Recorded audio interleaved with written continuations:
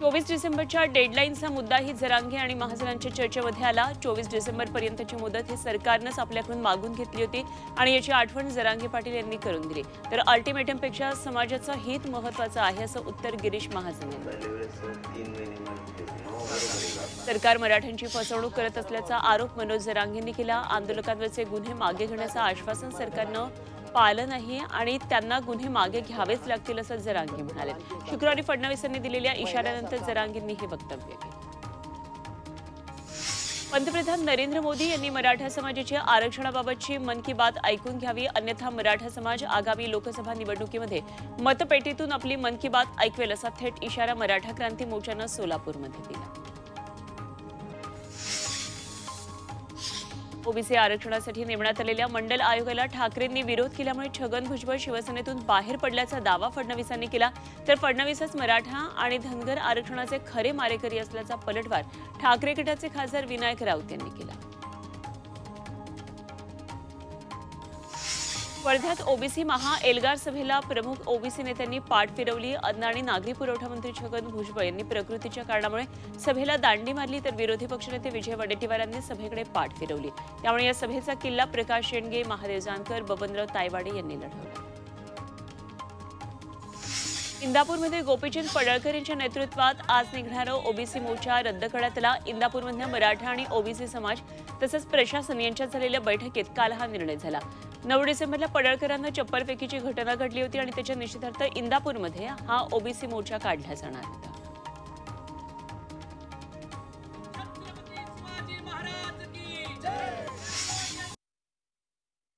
तर धारावी प्रकरणावरून देवेंद्र फडणवीस आणि उद्धव ठाकरे यांच्यामध्ये सुरू झालेल्या आरोप प्रत्यारोप आता पाहूया। टीडीआर लॉबीची सुपारी घेऊन धारावीचा मोर्चा काढल्याचा आरोप फडणवीसांनी केला होता, मात्र उद्धव ठाकरेंनी हे आरोप फेटाळून लावलेले। देवेंद्र आणि कंपनी अदानीचे बूट चाटते असा टोला ठाकरेंनी लगावला।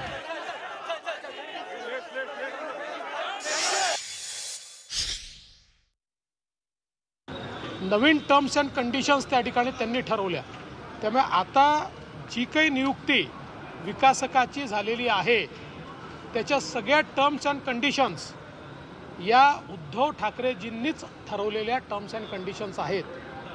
पण अशा प्रकारची दुटप्पी भूमिका हे ते नेहमीच घेतात आणि आता तर हा जो काही मोर्चा आहे हा त्या ठिकाणी जी एक मुंबईमध्ये टीडीआर लॉबी आहे त्या टीडीआर लॉबीच्या भल्याकरता त्यांची सुपारी घेऊन हा मोर्चा काढण्यात आलेला आहे। देवेंद्र आणि कंपनी म्हणते म्हणजे त्याच्यात आता संजय राऊतांनी गेल्याच्यात सांगितलं ना भारतीय जुगारी पार्टी, हो काय, हो ना, पुढे बसलेत संजय राऊत इकडे बसलेत, भारतीय जुगारी पार्टी ते बाजू मांडतायत। काय उद्धव ठाकरे म्हणे टीडीआर लॉबीची बाजू घेत आहेत, मग तुम्ही अदानीचे जे बूट चाटताय ते कशासाठी चाटताय? आणि मी मुख्यमंत्री असताना एक तरी निर्णय असा दाखवा जो मी माझ्या नागरिकांना बाजूला ठेवून केवळ आणि केवळ बिल्डरसाठी दिला। आणि यानंतर जाऊया इतर काही बातम्यांकडे। आढावा सुपरफास्ट। धारावी पुनर्विकास प्रकल्पाविरोधात स्वतः उद्धव ठाकरे मैदानात उतरले। पायी निघालेल्या या मोर्चामध्ये उद्धव ठाकरे सहभागी झाले। यावेळी त्यांच्यासोबत आदित्य ठाकरे सुद्धा होते। दोघेही पायी चालत बीकेसीतल्या सभास्थळी पोहोचले।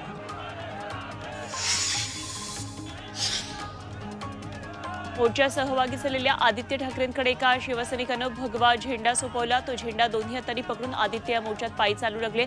यावेळी त्यांच्यासोबत उद्धव ठाकरे तसंच आजूबाजूला मोठ्या संख्येनं शिवसैनिक होते।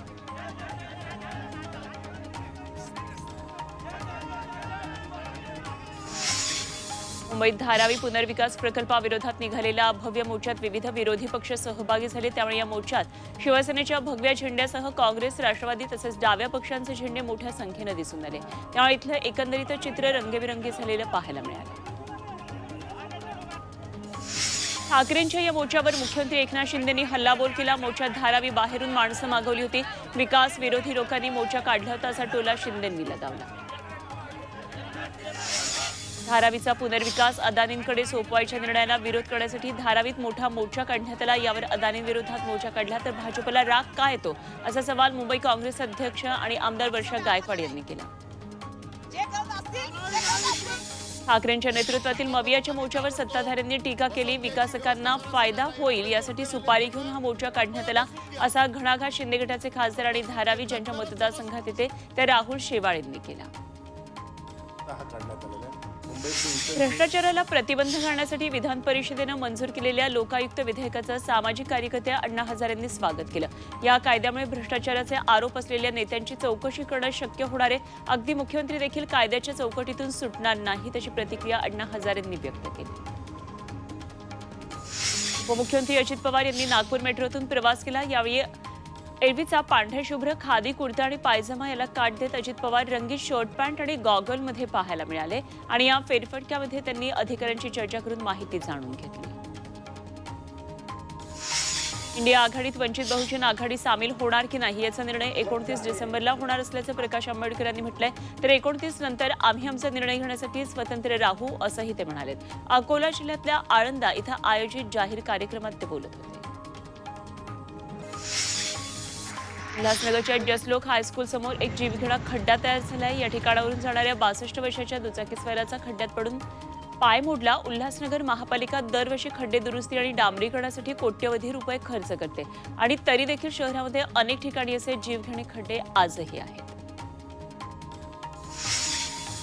पुण्यातल्या हिंजवडी परिसरात मुळा नदीच्या प्रदूषणाचा मुद्दा खासदार सुप्रिया सुळेंनी उचलून दिला. नदीत टाकण्यात येणाऱ्या राडारोडा संदर्भात त्यांनी ट्विट करत कारवाईची मागणी केली आहे. अकोला जिल्ह्यातल्या मूर्तिजापूर जवळच्या दुधरम गावामध्ये पिण्याच्या पाण्याच्या टाकीत चक्क 2 मृत साप आढळून आल्यानं एकच खळबळ उडाली.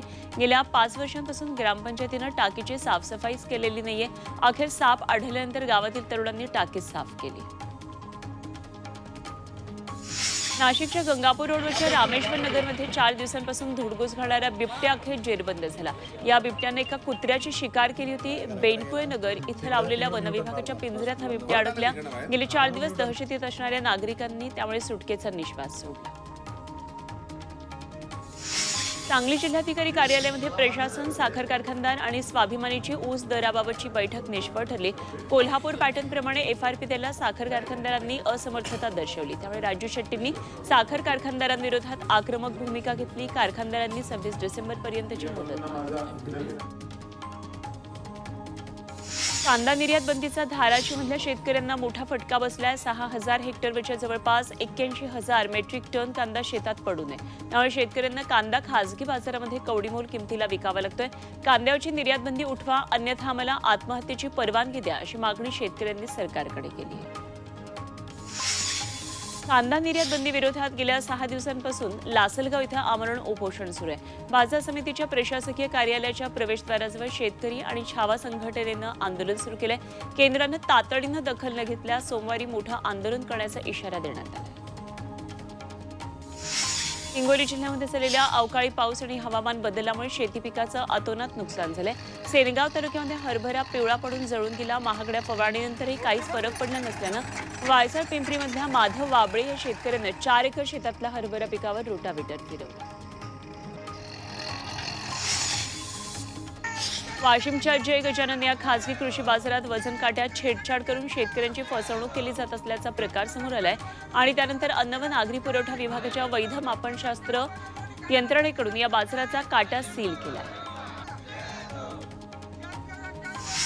साखर आणि इथेनॉल निर्मितीसाठी कोटा ठरवून दिला जाणार असल्याचं मंत्री दिलीप वळसे पाटील यांनी सांगितलं. केंद्र सरकारनं साखर कारखान्यांवर इथेनॉल निर्मितीची घातलेली बंदी उठवल्यानंतर ही महत्त्वाची माहिती वळसेंनी मंचरमध्ये दिली. मात्र हा कोटा किती असेल याची अजूनही स्पष्टता नाही असं त्यांनी म्हटलंय. वाशीमधल्या अंगणवाडी सेविका आणि मदतनीसांचा संप सुरूच आहे. सरकारी कर्मचाऱ्यांचा दर्जा द्यावा यासाठी इतरही मागण्यांसाठी 4 डिसेंबरपासून त्यांनी संप पुकारलाय. त्यामुळे वाशिम जिल्ह्यातल्या ग्रामीण आणि शहरी भागातील मिळून 1176 अंगणवाड्यांना अजूनही टाळं आहे. राज्य सरकारचा शासन आपल्या दारी हा कार्यक्रम 5 जानेवारीला रायगड जिल्ह्यात होतोय. माणगाव तालुक्यातल्या लोणेरेमध्ये आंबेडकर तंत्रशास्त्र विद्यापीठ परिसरात हा कार्यक्रम होईल आणि यावेळी महाड तालुक्यातल्या तळीये दरडग्रस्त 63 कुटुंबांना पक्की घरं दिली जातील अशी माहिती पालकमंत्री उदय सामंत यांनी दिली.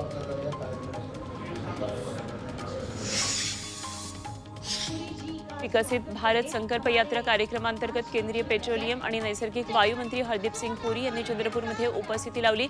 9 वर्षातल्या मोदी सरकारच्या 22 निवडक आणि महत्त्वाच्या योजनांची माहिती यावेळी पुरी यांनी नागरिकांना दिली. संसद घुसखोरी प्रकरणात 2 स्वतंत्र समित्या स्थापन करण्यात आल्यात. यापैकी एक समिती घुसखोरीची चौकशी करून संसदेला आपला अहवाल देईल आणि दुसरी समिती संसदेची सुरक्षा अधिक प्रभावी करण्याबाबत उपाय सुचवेल. दरम्यान 13 खासदार निलंबनाचा या घटनेशी काहीही संबंध नसल्याचं लोकसभाध्यक्ष बिर्ला यांनी स्पष्ट केलं.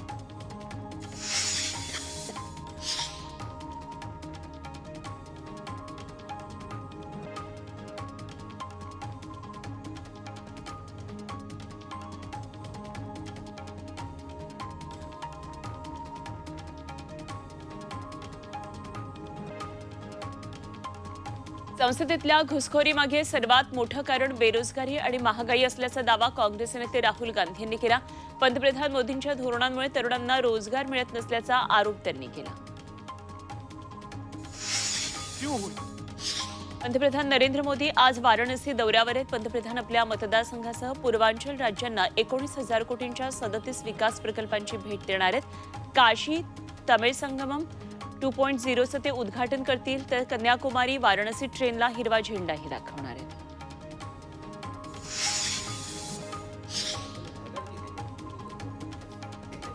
रशियन रत्नांवर G7 देशांनी घातलेल्या बंदीचा भारतातील उद्योगावर फारसा परिणाम होणार नाही असं मत व्यापार मंत्रालयातील अधिकाऱ्यांनी व्यक्त केलंय.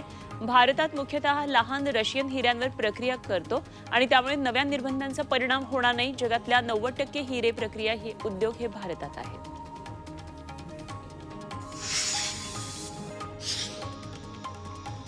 क्रिप्टोकरन्सीच्या नावावर सोलापूरकरांची लाखोंची फसवणूक करण्यात आली. पुण्यामधल्या सोनेटिक्स नावाच्या कंपनीनं ॲपच्या माध्यमातून शिववर्स कॉईनद्वारे पुणे, लोणावळा, कोल्हापूर, गोवा अशा अनेक मोठ्या शहरांमध्ये कार्यक्रम आयोजित करत लोकांना गंडा घातला. महागड्या गाड्या आणि 100 दिवसांमध्ये दुप्पट पैशांचं आमिष दाखवत लोकांना लुटण्यात आलं.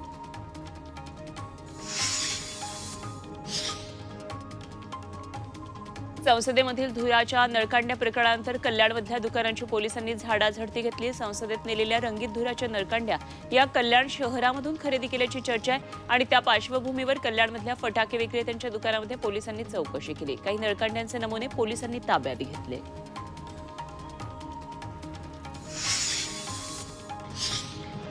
अहमदनगरच्या MIDC परिसरामध्ये दुपारी 2 गुंडांनी एकाला जबर मारहाण केली आणि त्या दोघांनाही पोलिसांनी ताब्यात घेतलं.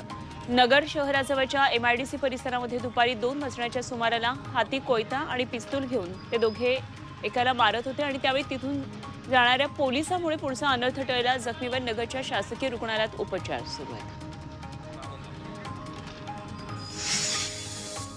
रायगडच्या खोपोलीमध्ये सिटी बसमध्ये महिला कंडक्टर आणि महिला प्रवासी यांच्यामध्ये फ्री स्टाईल हाणामारी झाली आहे. त्याचा व्हिडिओ चांगलाच व्हायरल झालाय.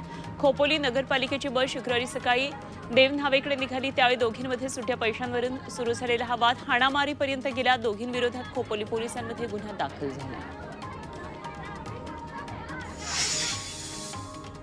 उल्हासनगरमधल्या पूज्य धर्मवाडी पंचायत व्यापारी अध्यक्ष वासू कुकरेजा आणि त्यांचा मुलगा रोहित कुकरेजा यांना बेदम मारहाण झाली होती. आर्थिक देवाणघेवाणीमधून हा प्रकार घडला होता. या प्रकरणामध्ये मध्यवर्ती पोलिसांनी 2 आरोपींना अटक केली आहे. अद्याप 10 ते 15 जण फरार आहेत. मारहाणीचा सगळा प्रकार CCTVमध्ये चित्रित झाला. भंडारा शहरातल्या सरिता माकडे या महिला वकिलावर प्राणघातक हल्ला झाला. त्याचा वकील संघटनेकडून तीव्र निषेध करण्यात आला. भंडारा जिल्हा सत्र न्यायालयामध्ये सरिता माकडे घटस्फोटाचा खटला महिलेच्या बाजूने लढतात आणि या रागातून आरोपी महेश डोकिरमारे यांनी सकाळी सरिता यांच्यावर चाकूने जीव घेऊन हल्ला केला. यामध्ये जखमी झाल्यानं त्यांच्यावर रुग्णालयामध्ये उपचार सुरू आहेत. मीरा रोडमधल्या पेणकर पाड्यामध्ये काश्मीरी कोम्बिंग ऑपरेशन सुरू आहे. या अंतर्गत अंमली पदार्थांचं सेवन करणाऱ्यांची धरपकड करण्यात येते. दरोडे, व्यसनाधीन, गर्दुल्ले, चोरटे, मुलींची छेडछाड अशा अनेक तक्रारी वाढल्या होत्या. त्यामुळे पोलीस आता ऍक्शन मोडवर आलेत. पोलीस अचानक धाड टाकून ही धरपकड करतात. बीडमधल्या नागनाथप्पा हलगे अभियांत्रिकी महाविद्यालयाचं परीक्षा केंद्र रद्द करण्यात आलंय. BE सिव्हिलचा पेपर रद्द करण्यात आलाय.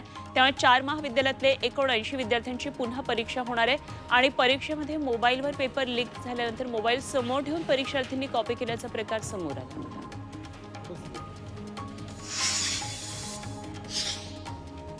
तब्बल 2.5 तासानंतर ठाकरे गटाचे नाशिक शहर प्रमुख सुधाकर बडगुजर यांची चौकशी पूर्ण झाली. पोलिसांनी प्रश्नावली तयार केली. आपण त्यांना उत्तर देतो, तसंच पोलिसांना पूर्ण सहकार्य करणार असल्याचं बडगुजर यांनी सांगितलं. दाऊदच्या हस्तकाबरोबर डान्स आणि पार्टी केल्याचा बडगुजर यांच्यावर आरोप आहे. नागपूरातील सुपरस्टार अल्लू अर्जुननं चाहत्यांच्या मनात स्वतःचं एक वेगळं स्थान निर्माण केलं. अल्लूनं तब्बल 10 कोटी रुपयांची जाहिरातीची ऑफर नाकारली आहे. दारू आणि तंबाखूची जाहिरात करण्यासाठी त्याला 10 कोटी रुपये देण्यात येणार होते. मात्र आपल्याकडून समाजाला कोणताही वाईट संदेश जाऊ नये यासाठी त्यानं ही जाहिरात नाकारली. टंकी सिनेमाला सेन्सॉरकडून US सर्टिफिकेट मिळाले. 2 तास 41 मिनिटांचा हा सिनेमा असणार आहे. 21 डिसेंबरला हा सिनेमा रिलीज होणार आहे. तर साऊथ सुपरस्टार प्रभासच्या सालार सिनेमाशी शाहरुखच्या डंकी सिनेमाचा सामना होणार आहे.